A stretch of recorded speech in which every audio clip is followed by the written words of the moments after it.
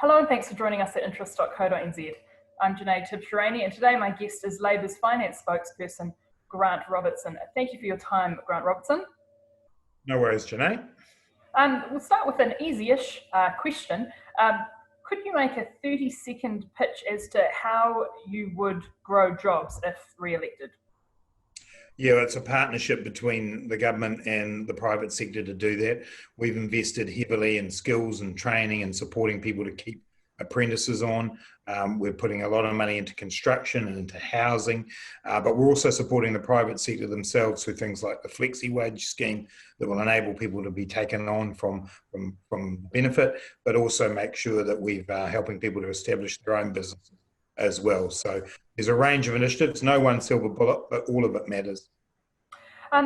Something that has really stood out to me is that bank lending for businesses has plummeted while lending against residential property is up. Barfoot and Thompson has reported its highest number of sales for September in 5 years. House prices across the country up 7.5%. Do you accept that house price growth and the wealth effect that comes with it is actually foundational to your plan to grow the economy? I wouldn't say it's our long-term plan for a sustainable economy, no. I mean, we do need to be, as you're pointing out, seeing more investment into businesses, seeing more investment from people at a household level as well that isn't about housing. But clearly housing is part of the economy, and as we've seen in previous cycles, we do go through periods of this period of time where we see a significant increase in the value of homes. But no, the sustainable economic growth in New Zealand is going to be about improving productivity. It's going to be about making sure that we do see in business investment grow.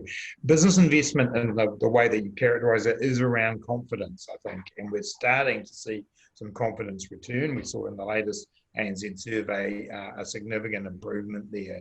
So we do need and we must move ourselves to a wider range of things that are driving growth in the economy. Okay, do you accept though that the stimulus that the Reserve Bank is doing with its monetary policy, it's sort of applying a whole range of tools to lower interest rates, that the main way that that stimulus is sort of cycling through the economy is through the housing market? Can we just acknowledge that? Look, I absolutely acknowledge that housing and people seeing low interest rates will push them potentially to move into housing. So I do accept that. But clearly, the point of this is to ensure that the work that the Reserve Bank done is about keeping interest rates low to encourage a range of investments. And I do think we're starting to see confidence return. And I do think we're seeing a policy mix from our side that will support investment into the productive economy. But of course, part of the result of lowering interest rates is people looking at assets like ours.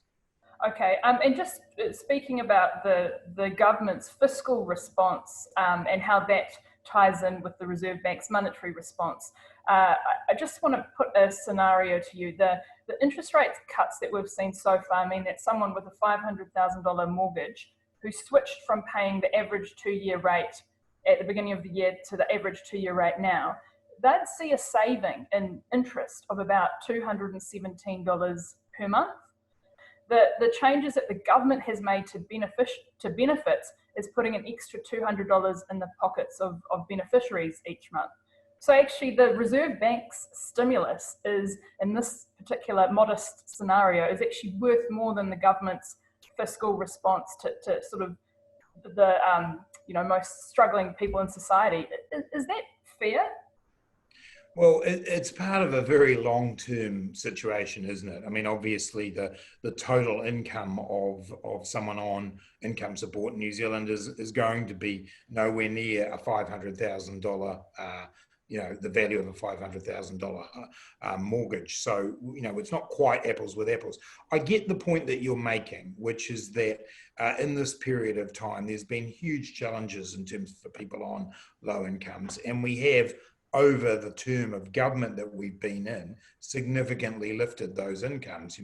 For sole parents, for about 80,000 of them, they're about $100 a week better off under what we've done over this whole period of government.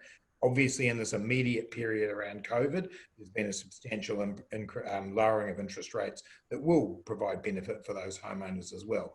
But I believe we've done a significant amount to lift the incomes of the lowest income New Zealanders, and we're going to keep doing that. And we've got policies to do that that we're proposing at this election, including via the training incentive allowance, abatement rate changes, all the way through to minimum wage changes. So I think we are doing those things, but obviously it's impossible to deny what could happen for somebody in the position that you outline.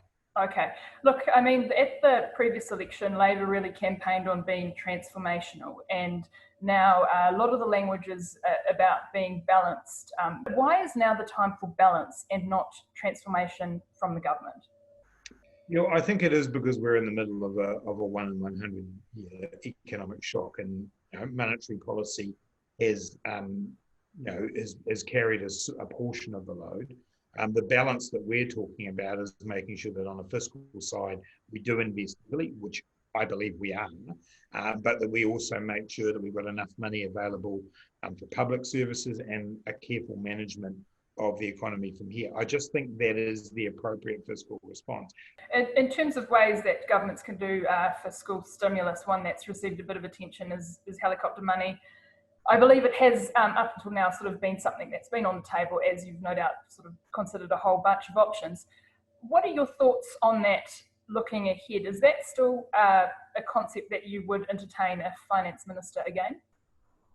No, I don't think it is, certainly not in the foreseeable future. When you and I were having discussions about that at the height of COVID, we were really talking about what was the best way of stimulating the economy and how bad would things get. And the truth is that things did not get as bad as we were talking about in those early days. The stimulatory effect of the wage subsidy scheme in particular took us through that period of time. We are now in a period of time where the economy is rebounding and growing again. And we think our best use of money at the moment is to be investing in the things that are going to help us in the medium and long term to deal with what we're being told by Treasury will be the hard bit or the harder bit for New Zealand as the global economy struggles. Our domestic economy, and particularly our exports, have held us up well through this period, better than we expected. So that is not the focus for us. The focus for us is more targeted investments. Obviously, if there were a return to a level 3, God forbid, style, that's one of the reasons we've kept that money aside, is to be able to come back with potentially a further wage subsidy or something similar to that, which again would have the stimulatory effect that I think we'd be looking for in that time. Okay, how long do you think would need to be at level 3 for the wage subsidy to kick in? Would a week be enough? I think we're moving to that. Obviously, when we saw what happened in Auckland, we were a little cautious because we weren't sure just how many days. As soon as we realised it was going to hit at least a couple of weeks, we then moved to do that. Working with MSD on just how quickly we can get something going again, I think we can look at potentially week by week subsidies if we need to. It's really more a systems thing than anything else, and I think they're probably in a position to be able to do that now. Okay. Social insurance is something that you've talked about, you're supportive of, and said that if re-elected in that term, you'd look at designing a social insurance regime. So just for people listening, basically that means is presumably businesses and things would pay levies, and if you lost your job, you'd get a payment, but that would be higher than job seeker support. It's like an insurance scheme. Is that something you're definitely going to push on with? Certainly something we're going to keep working on, yes. I mean, that was proposed as part of the tripartite forum. So both Business New Zealand and the Council of Trade Unions have in fact written to the government to say, we want you to look at this, and we accepted that we should be investigating it. What has to now happen is the design of it. And yes, in a number of countries around the world, it's effectively a levy-based system similar to ACC. But there are other ways of doing it as well, including through government using its own balance sheet and a proportion of either of those as well. So that's what we've got to go through and design. Is it just an unemployment insurance per se, or has it got a kind of a broader concept that sits behind it? How long does it last for, which is again, variable around the world, and then what is required during that period of time. And we've looked at this in a number of the Nordic countries in particular about, its connection to training, which is really important to us. Its connection to being able to support people's income, obviously, through that period of time. There is quite a bit of work to make it work, but I'm encouraged by the fact that both the business community and the union movement are interested in it. Well, I mean, that's what I was going to ask. I'm not sure if businesses would be that chuffed about paying a levy to support such a scheme, particularly when the government could borrow a bit more and just increase benefits so that they're at a more livable level. What would you say to that argument? Two things about that. First is you certainly need to ask Business New Zealand whether they've talked to their members about it, but they've certainly been promoting it.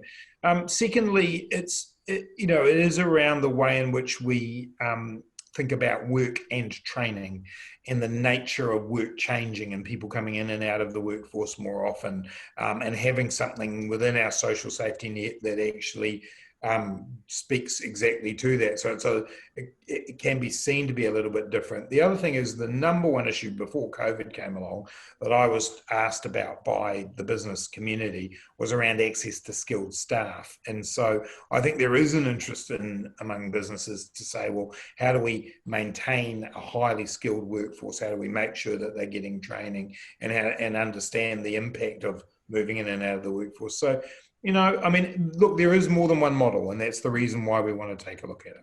Okay, so why aren't you campaigning on that now? Oh, look, just because there are a lot of other things to be campaigning on. There is a very immediate set of issues we've got to deal with COVID. But we've been very clear it's a piece of work we're underway on. Okay, so would you seek a mandate before implementing it? The thing can be designed, but then at the following election, if you were in government again, would you say to voters, look, if you vote for us, this is what you're getting? Certainly we've been very clear about our commitment around taxes and levies, and so we would be seeking a mandate for that. But there's an awful lot of work we can do, and as you point out, there would be other ways of funding it too that wouldn't necessarily have that kind of implication. Right, okay. Look, speaking of pressure on businesses, there's obviously been some criticism around Labor's commitment to continuing with minimum wage increases at a time where businesses face a whole bunch of cost pressures. What's your rationale for this? Is this the right time to be forging ahead with those? I hate to use the word balance again, but it is a question of balance, making sure that we support small businesses, which we're doing through initiatives like the cash flow scheme, the new digital training vouchers, regulation of merchant fees and so on, but balancing that with the fact that low-income people do need further support and that working people need further support generally around sick leave. The important thing to note is none of these things are happening right now. We're going to work through to bring them in. The minimum wage increases for next year. It's not for this year. Matariki, the new public holiday is for 2022. So, we are very aware of the tough times that a lot of businesses find themselves in at the moment. And so we will work with them to bring those things in over the next period of time. When it comes specifically to minimum wages, though, I do want to make the point that those on the lowest incomes are those who spend, whatever increase they get. And so that does flow through the economy. And for the whole time I've been in politics, people have told us when the minimum wage goes up, somehow or other, this will have this massive impact on jobs. And I've never seen it happen. And that's because I do believe actually our minimum wage represents, the minimum, so many people pay above it anyway, but also because those who receive it, it is injected straight back in to the economy. So, I stand by the decision. Okay. Government buying stakes in companies, that was also something that was touted at the sort of peak of earlier in the year when things were all quite stressful. Where are things at with that? Are there any possibilities on the cards?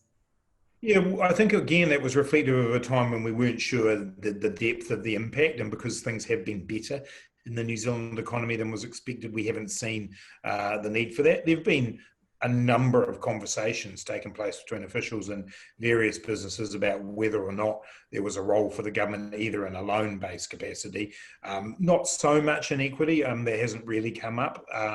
And so those discussions have gone on, and obviously we continue to be at the ready to have discussions, particularly around economically strategic businesses.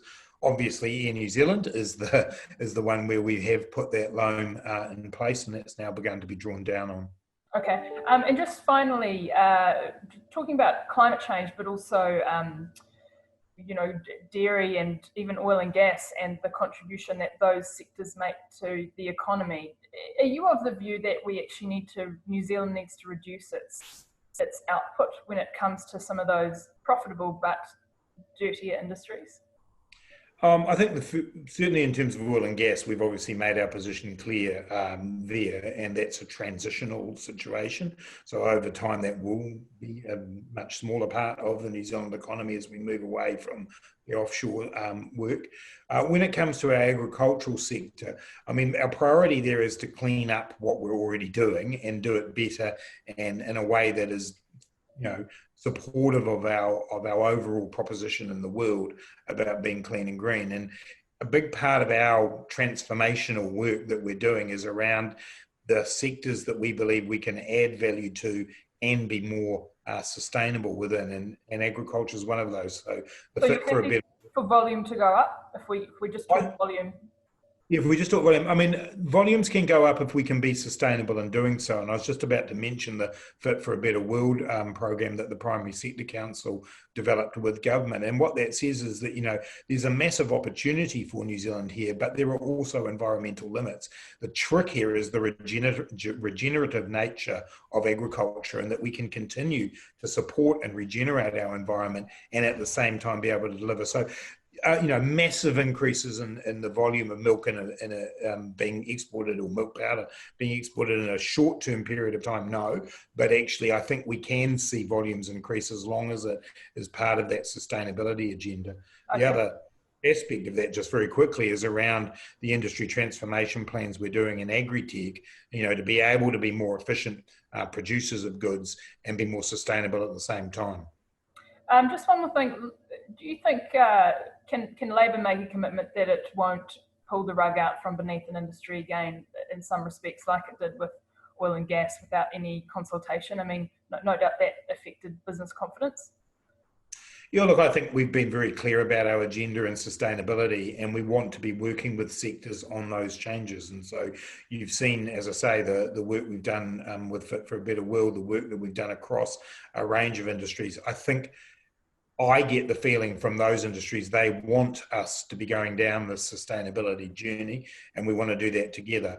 The oil and gas situation clearly had a negative reaction from people, but I think it's now largely accepted as part of our plan for more sustainability, but we must bring people with us. Okay. Grant Robertson, thank you for your time. Really appreciate it, and enjoy the rest of the campaign. Thanks, Janae.